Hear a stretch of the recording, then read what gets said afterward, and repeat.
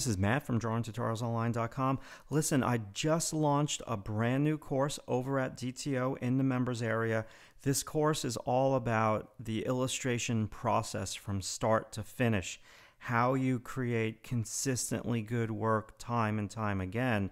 And I wanted to take a moment to just share with you the beginnings of the first overview lesson. If you want to learn more about the lesson, click on the link in the description of this video. But I think the first part of this lesson is really going to help you because it's going to get you to examine in a very short, quick way, what is your work process? Have you been frustrated when you try to create finished pieces of art? Do you do one good one, then two bad ones, and then two good ones?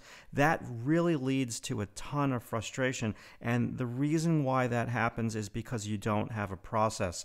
I took this picture of myself in my studio to share with you some of my illustrations that I've done in the past. And this kind of gives you a broader view. Is this all of my work? Absolutely not. But does this give you a good idea of some of the illustrations that I've done in the past? Yes. Now, in this brand new course that I've created for members, I'm going to walk them through my entire process from inspiration, thumbnail sketches, photo shoot, color study, underdrawing, underpainting, the whole 9 yards, and we're going to end with photographing your artwork. So I'm going to share a lot of things, but in this sample video of the first overview lesson, I just wanted to kind of give you an idea of what the course is about. And after you watch this short video, examine what you've been doing. What is your process for creating work? And if you need help with your process, check out DTO. I'll talk to you soon. Thanks for watching. Hi everyone, this is Matt from DrawingTutorialsOnline.com. Welcome to our brand new course titled Process. What is this course all about and how is it going to help you? Well, basically, Process is a system that I've created over an 18-year illustration career that will enable you to get really good, consistent results time and time again with your artwork. In this course, we're going to walk you through my entire illustration process from start to finish. A lot to get to, so let's get started. Let me grab my glasses first. And getting old, can't see that much anymore. And let's go on to the next slide here. Creating a finished illustration. The main goal of this course is to teach you how to create a finished illustration using a clear, definable process. The main difference between an amateur artist and a professional artist, in a word, is consistency. Having a consistent work process is going to enable you to create high quality artwork time and time again. I didn't have a system when I first started.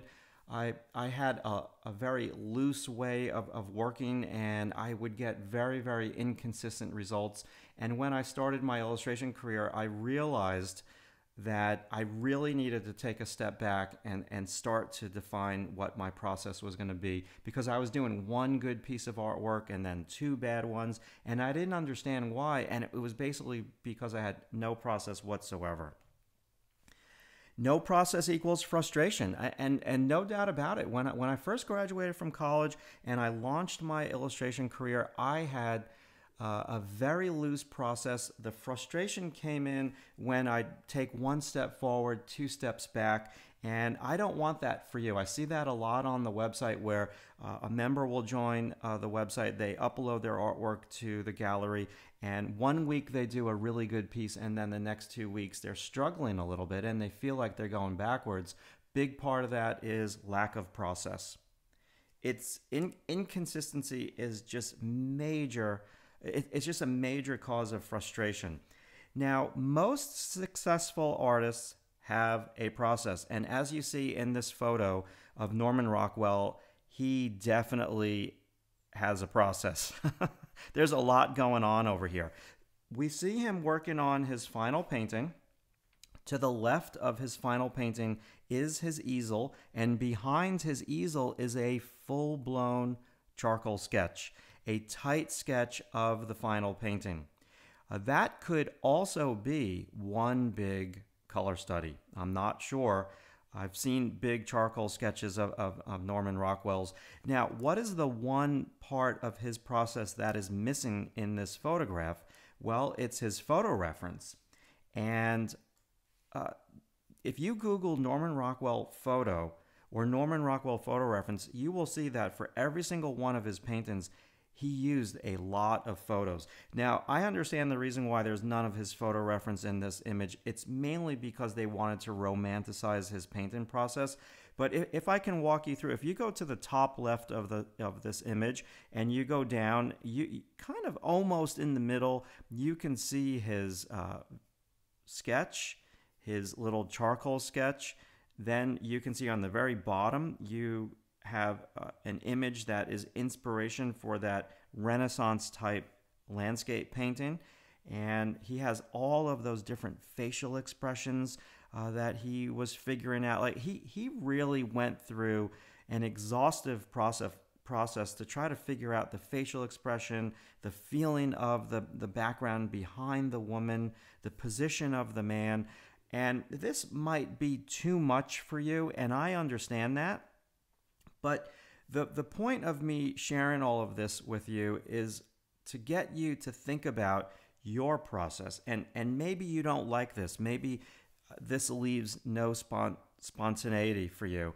And that's cool. And I understand that. But this is how professional artists, some of the most successful professional artists out there work. They have a clear, definable process. Now, not every artist has a process. If you look at another extremely modern day successful artist, let's go to James Jean. Go to jamesjean.com and you will see that all of his artwork kind of changes and he uses different styles. And we're going to talk about style in the next course. But I don't want to use the word every successful artist. What I'm here to provide to you is just a way for you to get started with consistency. That doesn't mean that you're always going to, do everything and play by the book and have a certain set of rules that you must follow. I don't like to use the words must and everybody, but if you can start to think about this, this is really going to help you with getting consistently good results. What you want to think about is that good paintings, and if you look at Norman Rockwell's body of work, he has a lot of really good paintings. They did not happen by accident. They happened because he has a really good process. Creating beautiful work does not happen by accident. This course is designed to get you to start thinking about your process. Now, it took me years. I was an illustrator for 18 years. I started in 1990, and I chose to end my career in 2009. 2008 when I started drawingtutorialsonline.com. But make no mistake about it, it took me many years to kind of figure this all out.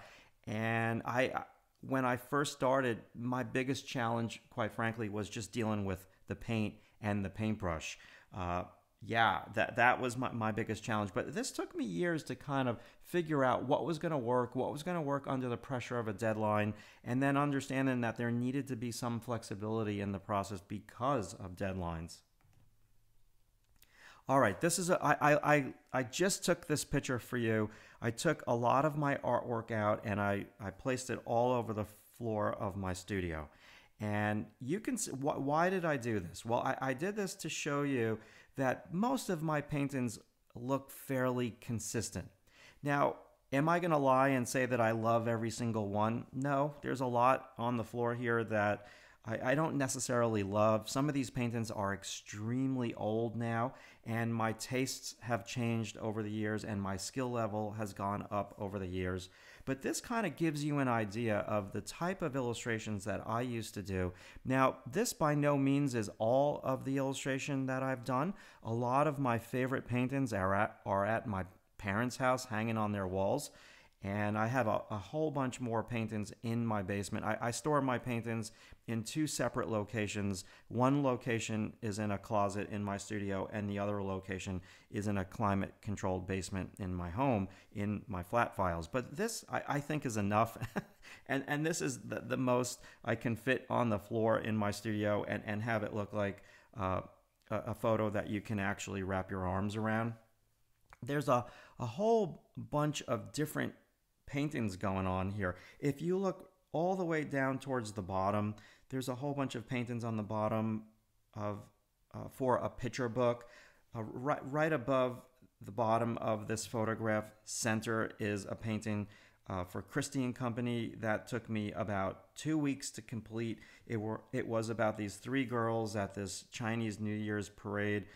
That was crazy. The one right next to it was a very early painting of that boy sitting on the grass. So there's a huge variety here, but you can see very, very consistent results, give or take a few that I don't necessarily love. Some of the ones in the frames were samples for my illustration portfolio before I started. Now, the girl at the window is a sample that I did back in 1991 for my illustration portfolio. The one right next to that is one of my most successful book covers. And you have to understand that this picture of all of these paintings, in essence, is just a diary of my life. Because when I look back at all of these paintings, each one has a little bit of a story behind it. And I can look at each one of these paintings and remember what was going on in my life at that time. But the main purpose of me showing you and sharing with you some of this artwork that I've completed over the years is to show you that in order to create this amount of work, you must have a consistent process. And if you're going to have an illustration career or any career that spans an 18-year period, process is key. All right. Thank you so much for listening to that partial lesson. My hopes are that you're going to start to think about your process, and just thinking about it is the most important step. It really gets your creative juices flowing, and you start to understand, hey, maybe my process isn't that good, and I need to take a step back and re-examine how I conduct creating artwork. Now, again, this is a brand new course. It's part of a 3-course series. First course is Process. That has 13 lessons. It's not complete yet. We're in the process of completing it now. The first 2 lessons are already live. Then I'm going to jump to Style and talk about how you refine and develop your own style. Some people are born with a style, and some people have to kind of seek it out. And we'll close with your subject matter, because if you're not working with the correct subject matter, that's a recipe for disaster.